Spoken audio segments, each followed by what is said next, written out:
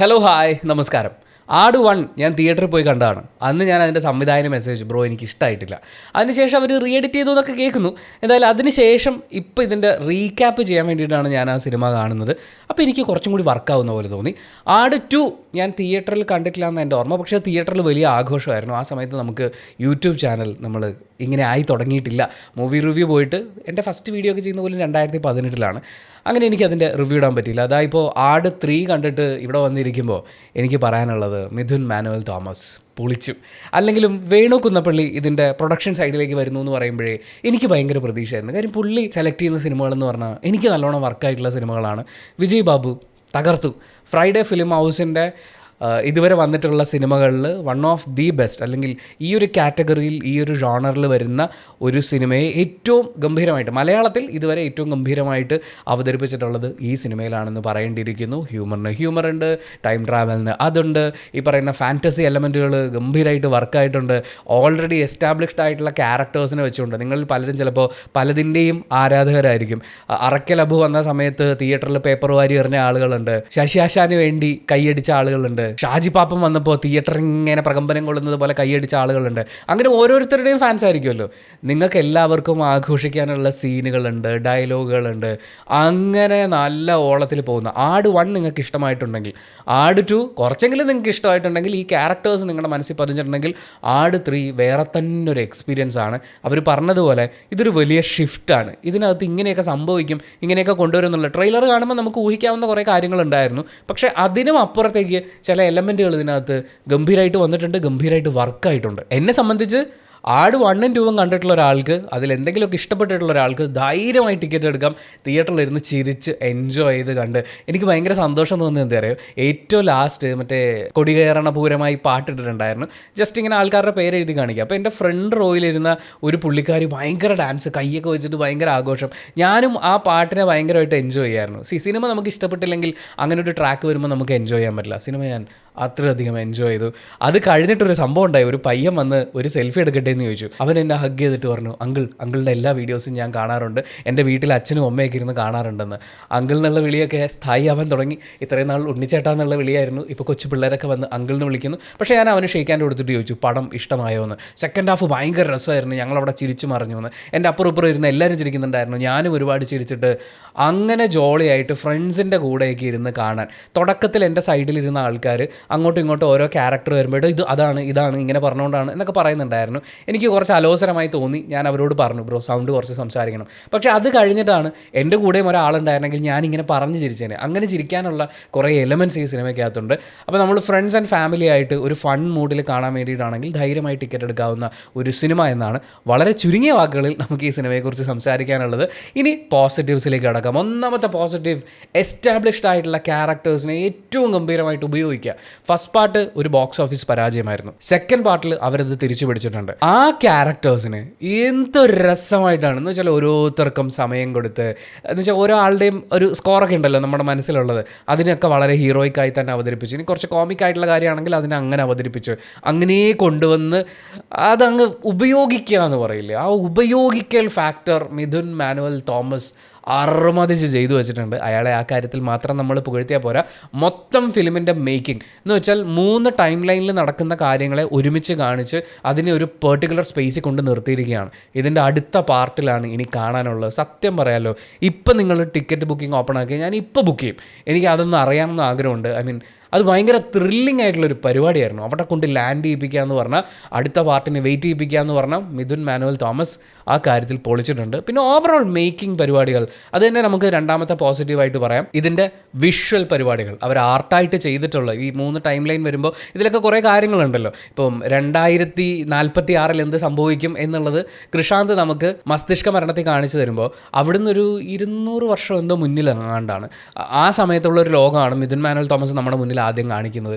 അതെന്തൊരു കൺവിൻസിങ് ആയിട്ടാണ് അയാൾ അവതരിപ്പിച്ചിട്ടുള്ളത്. അതിൻ്റെ VFX പരിപാടികളൊക്കെ എത്ര ഗംഭീരമായിട്ടാണ്, ക്യാരക്ടേഴ്സ്, അവർക്ക് കൊടുത്തിട്ടുള്ള കോസ്റ്റ്യൂംസ് എല്ലാം കേട്ടോ. ഈ സിനിമയുടെ വിഷ്വൽ ഡിപ്പാർട്ട്മെൻറ്റിനെ ഇങ്ങനെ അവതരിപ്പിച്ചിട്ടുള്ള എല്ലാ ഘടകങ്ങളെയും നമ്മൾ പൊക്കി പറയണം. ഓരോരുത്തരുടെയും നിലവിൽ നമുക്കറിയാവുന്ന ഷാജി പാപ്പൻ ആൻഡ് ടീം അല്ലെങ്കിൽ സർബത്ത് ഷമീറിൻ്റെ യൂണിഫോം ആണെങ്കിലും അതിന് അതിൻ്റേതായിട്ടുള്ള കുറച്ച് സാധനങ്ങളുണ്ട്. ഇപ്രാവശ്യമാണ് ഞാനത് കുറച്ചും കൂടി ശ്രദ്ധിക്കുന്നത് തിയേറ്ററിൽ കാണുമ്പോൾ. പിന്നെ മറ്റ് കഥാപാത്രങ്ങൾ ഇവർ ഡിഫറെൻറ്റ് ടൈം ലൈനിൽ വരുമ്പോൾ ഉള്ള കോസ്റ്റ്യൂംസ്, ആ ടൈം ലൈനിനോട് നീതി പുലർത്തിക്കൊണ്ടുള്ള കാര്യങ്ങൾ, ഡയലോഗ് ഡെലിവറിയിലുള്ള കാര്യങ്ങൾ, എന്നാൽ ഈ ക്യാരക്ടേഴ്സിൻ്റെ ആ ഹ്യൂമർ എലമെൻറ്റിനെ പിഴിഞ്ഞെടുക്കുക എന്ന് പറയുന്ന ആ ഒരു സാധനം, ഇതെല്ലാം പ്രോപ്പറായിട്ട് നടന്നിട്ടുണ്ട്. ആ കാലഘട്ടത്തിൻ്റെതായിട്ടുള്ള കെട്ടിടങ്ങൾ നമ്മളെ കാണിക്കുമ്പോൾ വണ്ടികൾ, ആയുധങ്ങൾ, അങ്ങനെ എന്തൊക്കെ വിഷ്വലിൽ വന്നിട്ടുണ്ടോ എല്ലാം അടിപൊളിയായിട്ട് തന്നെ വന്നിട്ടുണ്ട്. ക്ലൈമാക്സ് ഒരു സാധനമുണ്ട് മാൻ, നിങ്ങളത് കാണണം. അത് കണ്ടു കഴിഞ്ഞപ്പോൾ ഇയാളിത് എങ്ങനെ ആലോചിച്ചു. അത് കഴിഞ്ഞിട്ട് സൈജു കുറുപ്പ് ഒരു വിളിക്കും. അപ്പോഴാണ് അത് നിങ്ങൾ തിയേറ്ററിൽ കാണും കേട്ടോ. പിന്നെ സൗണ്ടിൻ്റെ കാര്യം ഗംഭീരമായിട്ടുണ്ടായിരുന്നു. ഞാൻ തിരുവനന്തപുരത്ത് ഏരീസ് ഫ്ലെക്സിൽ OD6 കണ്ടത്. അത് അറ്റ്മോസ് അല്ല, പക്ഷേ അവിടെയും ഞാൻ ഭയങ്കര സാറ്റിസ്ഫൈഡ് ആയിരുന്നു. അതിലൊരു വലിയ ഘടകം എന്ന് പറയുന്നത് മ്യൂസിക്കാണ്. ഷാൻ റഹ്മാൻ ഉണ്ടാക്കി വെച്ചിട്ടുള്ള ആ ഒറിജിനൽ തീം സോങ്ങും പരിപാടികളും ഒക്കെ ഗംഭീരമായിട്ട് വരുമ്പോഴും ഡോൺ വിൻസെൻ്റ് ആഡ് ചെയ്ത് വെച്ചിരിക്കുന്ന സാധനങ്ങൾ എന്ന് പറഞ്ഞാണ്ടല്ലോ മാൻ വേറെ റേഞ്ചിലാണ്. അതായത് ഈ രാജാക്കന്മാർക്കൊക്കെ കൊടുത്തേക്കുന്നത് സംഭവം ഇതിനകത്ത് കോമഡി പരിപാടിയൊക്കെ ഉണ്ടെങ്കിലും ആ രാജാക്കന്മാർക്ക് കൊടുക്കുന്ന ഒരു സാധനമുണ്ട്. അതൊക്കെ അത് ഹെവി ആയിട്ടുണ്ട്. എല്ലാത്തിൻ്റെയും ബാക്ക്ഗ്രൗണ്ട് സ്കോറ് പൊളിയായിട്ട് വർക്ക് ചെയ്ത് വെച്ചിട്ടുണ്ട്. പിന്നെ പറയേണ്ടത് ഇതിൻ്റെ സിനിമാറ്റോഗ്രഫി അഖിൽ ജോർജ് ഗംഭീരമായിട്ട് എന്ന് വെച്ചാൽ ഇതിൽ VFX മറ്റു കാര്യങ്ങളൊക്കെ ആഡ് ചെയ്യാൻ പാകത്തിന് അതൊന്ന് ക്യാപ്ചർ ചെയ്ത് വെക്കണമല്ലോ. ആ ലൈറ്റിങ്ങും കാര്യങ്ങളും ഒക്കെ പ്രോപ്പർ ആയാലാണ് ഇതിൻ്റെ എൻ പ്രോഡക്റ്റ് രസമായിട്ട് വരുള്ളൂ. അത് അഖിൽ ജോർജിൻ്റെ ക്യാമറ ഗംഭീരം, ലിജോ പോളിൻ്റെ എഡിറ്റിംഗ്, ഇതിന് ടൈമിങ്ങിന് ഭയങ്കര ഇമ്പോർട്ടൻസ് ഉണ്ട്. ടൈം ലൈനുകളാണ് നമ്മളോട് പറയുന്നത്. അപ്പം കട്ട്സ് അങ്ങോട്ടും ഇങ്ങോട്ടും ഒന്ന് ഏറിയും കുറഞ്ഞും പോയി കഴിഞ്ഞാൽ ചിലപ്പോൾ ആളുകൾക്ക് കൺഫ്യൂഷനായി പോകും. അങ്ങനത്തെ ഒരു കൺഫ്യൂഷനും ഇല്ലാതെ പ്ലേസ് ചെയ്ത് വെക്കാമെന്ന് പറഞ്ഞു കഴിഞ്ഞാൽ ഓഹ് മാൻ അടിപൊളി. പിന്നെ പറയേണ്ടത് കഥയാണ്. ഗംഭീര പരിപാടി മാൻ. നമ്മൾ ട്രെയിലർ കാണുമ്പോൾ നേരത്തെ പറഞ്ഞാൽ ഊഹിക്കാവുന്ന കുഞ്ഞു കാര്യങ്ങളൊക്കെ ഉണ്ട്. കുഞ്ഞു കാര്യങ്ങൾ ഇതിൽ എന്താണ് സംഭവിക്കുക എന്നൊക്കെയുള്ള കുറച്ച് സാധനങ്ങളൊക്കെ ട്രെയിലർ ഡീകോഡ് ചെയ്യാൻ ഞാൻ ഇരുന്നു.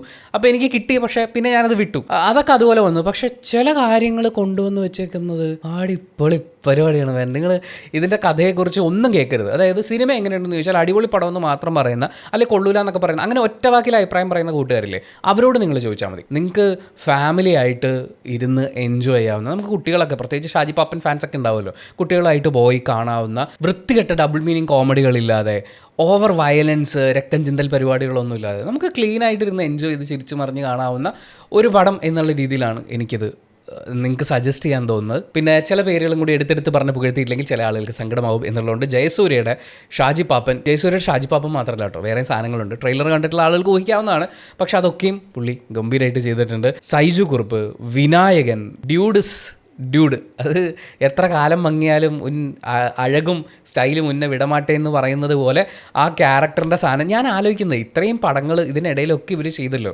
അപ്പോഴും ഇവർക്ക് എങ്ങനെ ഈ ക്യാരക്ടറിലേക്ക് തിരിച്ചു വരാൻ പറ്റുന്നത്?